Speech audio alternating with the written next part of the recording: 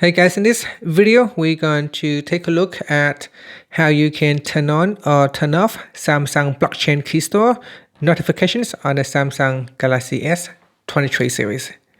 First, tap on the home button to return back to the home screen. From the home screen, swipe down at the top, then tap on the settings icon. In the settings page, scroll down, and in here, tap on security and privacy. Next, we scroll down and then tap on Samsung Blockchain Keystore.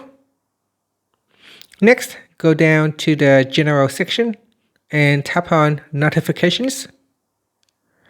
At the top here, tap on Allow Notifications, toggle button to switch it off or turn it on.